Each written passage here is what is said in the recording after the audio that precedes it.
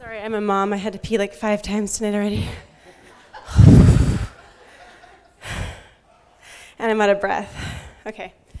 So I was hoping I could be your guys' comic relief, but a few circumstances this week has kind of changed things up for me. I wasn't going to have a script. I wasn't going to have a serious topic. It was going to be about balancing being a mother in a feministic society. Just so you know, there is no balance. So there's my whole speech there. Turn the page. This is what the balance looks like, okay? I showered today, though, so that was a win.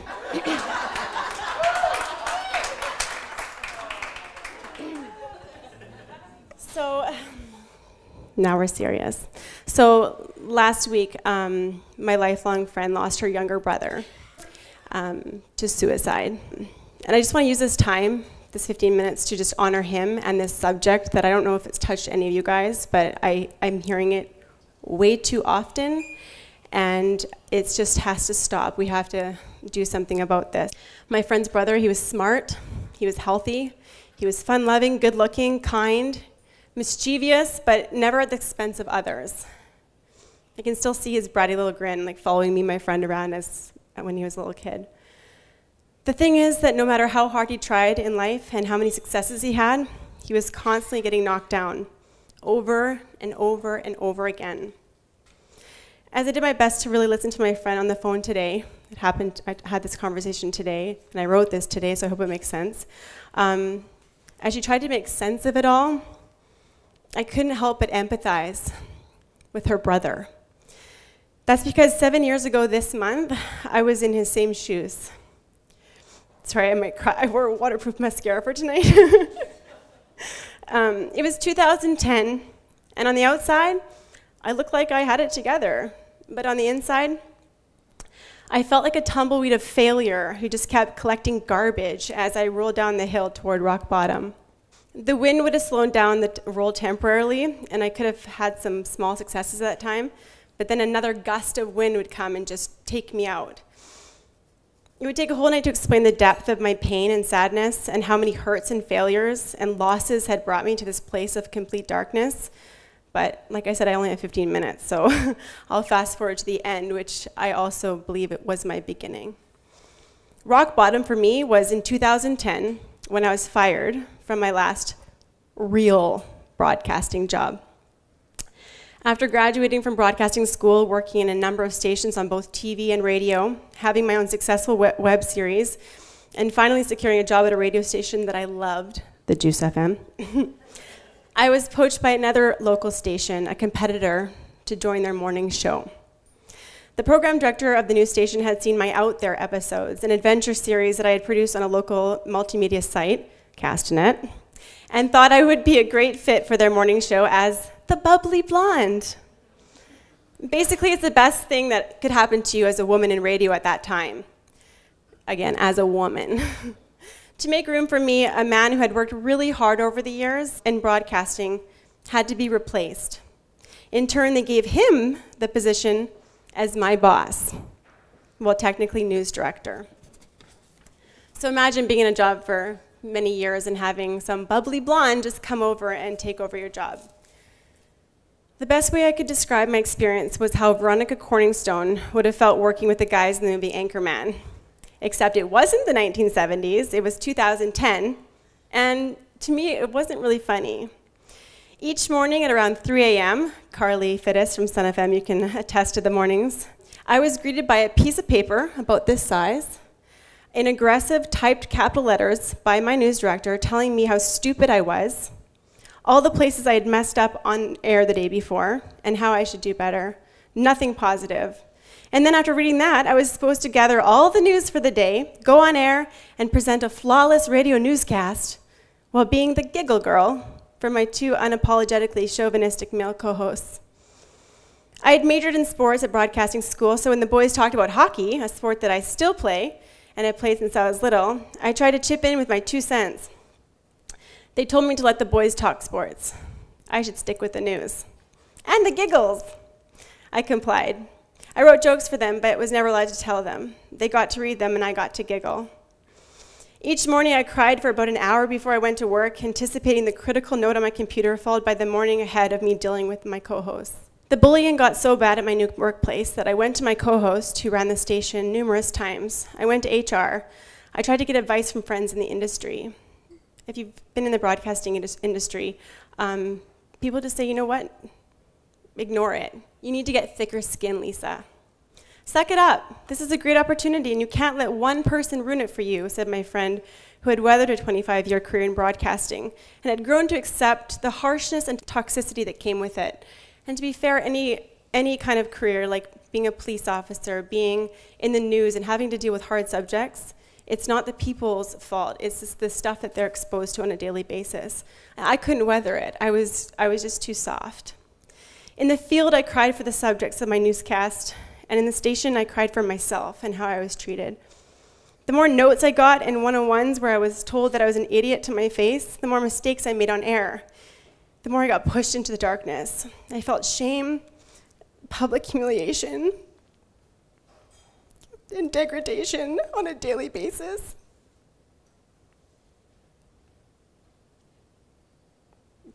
I felt like a complete failure as a person. In 2007, all bright-eyed and bushy-tailed, I had packed my car up and drove 14 hours to Lloydminster, Alberta, or Saskatchewan, whoever you... And I was starting my broadcasting career in 2 provinces, and it was great. I could make all my mistakes, and I left the love of my life at the time to pursue my career and the person that I thought I was going to marry. No. Sorry, Marcus, but I'll get to you. Come on, look at him. He can take it. And now here I was, 7 years later, without him and barely holding on to my career. I just felt like I'd made so many sacrifices for absolutely nothing. I stopped eating, and I withdrew from the world. When I would make the drive from Kelowna to Penticton, where I'm from, to see my family, I would fantasize about purposely swerving into the lake so that my death would look like an accident. If by some miracle I survived, I thought that maybe,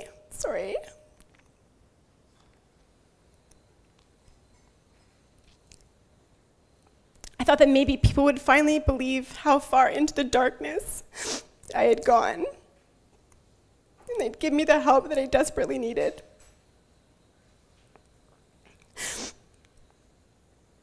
The reason why I'm crying, just to be clear, is that I've seen so many people in the same position, and they didn't get help.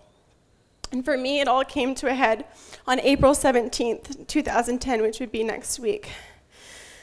That was the day I finally decided that I wasn't worthy enough to even exist.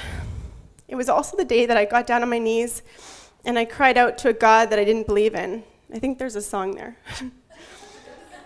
That night, after crying on my knees on my floor in my bedroom for hours, the same ugly cry Lisa explained in her speech, just the snot and the just why? Why is this happening to me? And like, you always want to take a picture of yourself because you just are so disgusting and you're just like, what is happening to my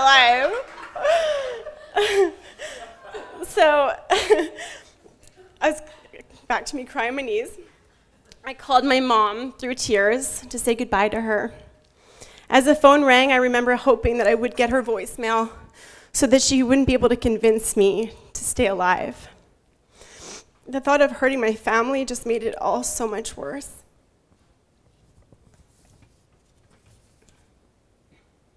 Luckily, she did pick up, and her and my sister intervened.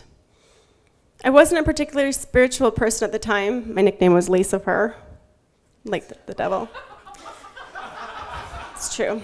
You know, you beat up one guy, and you're labeled. He deserved it. But I'd say that night that God intervened. I don't remember a lot from that night. They drove the hour to Kelowna from Penticton, came into my apartment and picked me up off my bedroom floor. I just remember seeing black. The bright lights of the hospital helped me somewhat snap out of it, but even in the ER, in my darkest hour, I wasn't taken seriously. I was once again treated like the Giggle girl. No sympathy because I was young and healthy and pretty. What could possibly be wrong with me? Doctors and nurses had never taken me seriously in the past and always assumed I was crying over a figurative broken nail when I had legitimate injuries. So how in this moment could I qualify a lifetime of reasons why I should legitimately want to kill myself? There were too many. The night my mom and sister admitted me into the Kelowna General Hospital, I was so out of it, but I was still worried about the fact that I was going to miss work the next day and let people down. That's me, the serial people pleaser. Without my knowledge, my mom went into another room at the hospital and privately called him and talked to him about my state of mind and told him I would need a week off work and that I would have a doctor's note to back it up. She begged him not to fire me. Meanwhile, I sat with the nurse in another room, and I could still remember the disdain in her eyes as she looked at me. She was so cold toward me, and I couldn't understand why. Maybe it was because of my invisible wall that I had so creatively crafted over the years that made me appear hardened and in control. Bless you. I still have my manners. But still, this person who was supposed to help me made me feel like I was wasting her time being there. And again, that's something I've heard over and over again from people who have been into any hospital situation because it's so busy there that they're losing that empathy for people.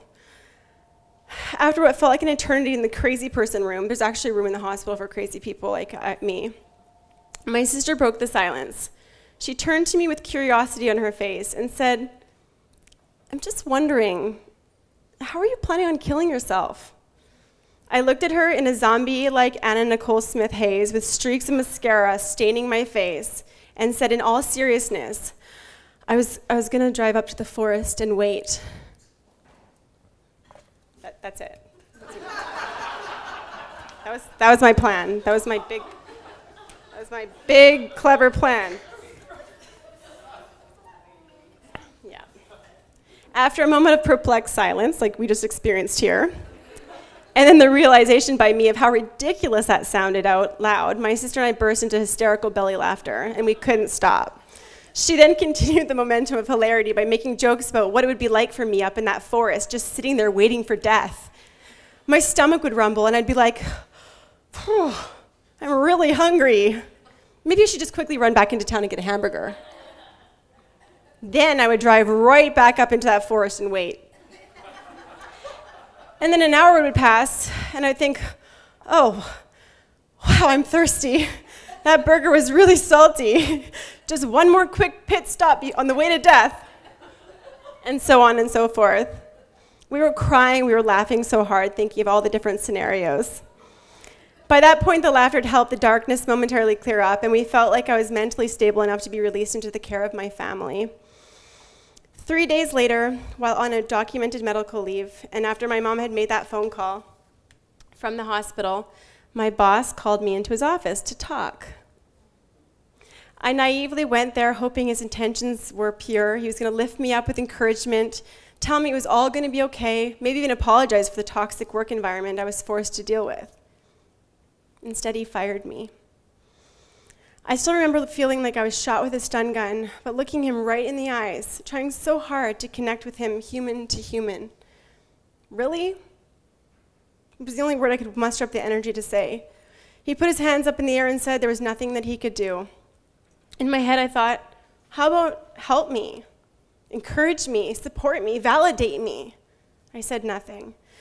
Defeated once again, I accepted my fate, turned around, walked out the door, and closed it behind me.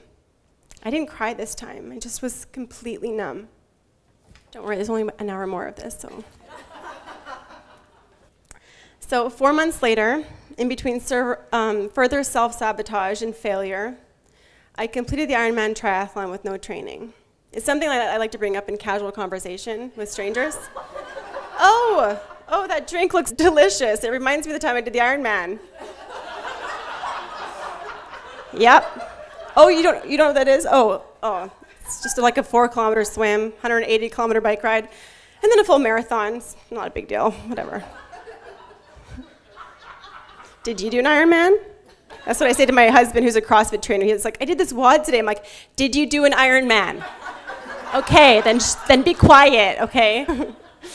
Seriously though, it was a full day of exercise that at the time, it felt like literally the battle for my life. With every single stroke of my arm through that water, spin of my bike wheel, and footstep on the pavement, I thought of every single hurt and hang up in my life. Every time someone mocked my dreams, told me I wasn't good enough, degraded or patronized me. The adrenaline from my inner rage fueled that entire race, and when I crossed that finish line, I felt such a euphoric sense of freedom from the bondage of my past. The fact is, I shouldn't have completed the Ironman. I wasn't in any shape physically or mentally to do so. I pissed a lot of people off who did train. But completing that race was so therapeutic for me and was a true testament to the power of the mind. It was the best therapy I've ever had, and trust me, it was just as expensive. When I finished the race, I realized that all the naysayers and people who had mocked me for trying were actually the ones I needed to thank for my success, not just in the race, but in my life as well. I decided that instead of building a wall with the stones thrown at me, I'd use them to strengthen my foundation. I decided I was not going to let people or situations determine my happiness. My life and my joy was my responsibility.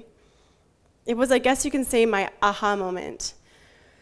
2 weeks after I completed the Ironman, I met the true love of my life, that babe in the back there. The person who I believe I begged God to give me that night on my knees in that bedroom floor. We got married. What's that, Carly? What'd she say? She said it sounds dirty. It is dirty. It's very dirty. I have 2 children. That's it, though. Seriously.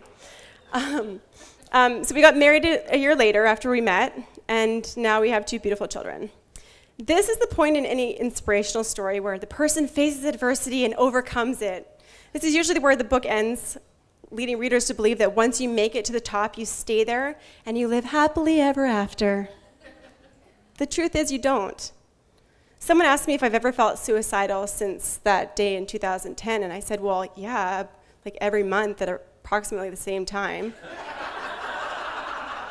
I've learned over the years that life is full of peaks and valleys, ebbs and flows. There is no making it.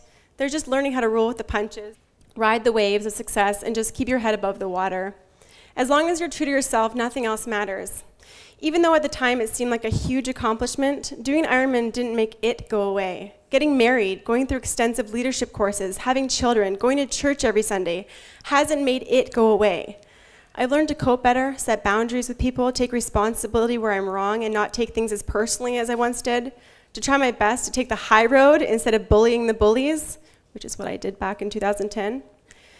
But I still struggle with it. It is anxiety and depression, and it doesn't just go away. There's no magical pill. It's a daily struggle. Right now, my struggle is I have 2 kids under 3, and I'm trying to balance things. Balance, there's the word of the day. When all I want to do sometimes is put a blanket over my head and scream. But it's coupled with an extreme lack of self-worth, accumulated over 24 years, and shame over decisions I made in my dark times that I can never take back. I'm 7 years closer to freedom and feel healthy and happy in so many ways, but yet I still have to wear headphones and listen to something at night to put me to sleep, or I'm overcome with anxiety. I also still have days where someone or something I see triggers painful memories, but now that I've changed the meaning of those memories from a victim to a victor standpoint, they don't carry the same weight. At this point, I can even have a sense of humor about most things.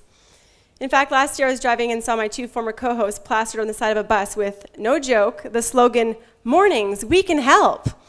And I muttered to myself, oh yeah, help people want to kill themselves. And then I laughed hysterically at my own joke. High road, Lisa. The last 7 years, on top of getting married and having kids, has been spent learning more lessons, growing, changing, rebuilding bridges, repairing relationships, and letting go of people and things that don't nourish my soul. Many of those people I felt hatred towards, I'm trying to feel empathy for. We don't know people's stories, and like Amanda Marshall once said, everybody has a story that will break your heart. So that's where the Doug and Lisa show began, which is now The Real Deal with Lisa Redl. I wanted to take responsibility for my future and follow my passion in broadcasting without putting myself into another toxic environment. I wanted to create a show that was pure and not affected by local politics or tainted by advertisers and money. I don't care who you are, if you have a story or something to share, I want to give you a platform to do so. Over the past 3 years, with the help of Doug Brown and an amazing team of volunteers at Shaw TV, I've worked countless long hours, sometimes getting home at 5 a.m. with babies at home so that my local cable access show would air on time. I haven't been paid 1 cent working on my show. I've actually spent money. But I don't care because I'm in control. I've done it for so long for free because it's my passion. I also did it so that people could believe in me again, or maybe so that I could believe in myself again. I want to keep my foot in the door of broadcasting while I tackle motherhood, but my kids are my #1 priority. My show is my passion project, and the only thing I get out of it is the hope that someone, somewhere, is impacted by a story that was shared on my set. I hope that in sharing part of my journey with you, that maybe it ignites a fire inside of you and encourages you to take back your life and do something that makes you happy. Just please, whatever you do, don't commit suicide.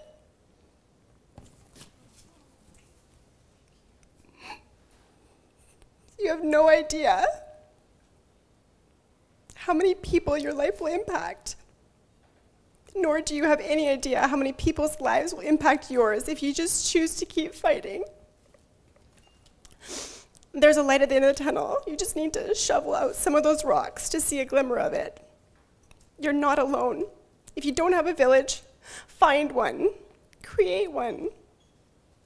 There's always a way. I want to leave you all with this quote on Facebook. I know we're out of time. It's by L.R. Noss that I believe sums this all up perfectly. Life is amazing, and then it's awful, and then it's amazing again. And in between the amazing and the awful, it's ordinary, mundane, and routine. Breathe in the amazing, hold on through the awful, and relax and exhale during the ordinary. That's just living heartbreaking, soul-healing, amazing, awful, ordinary life.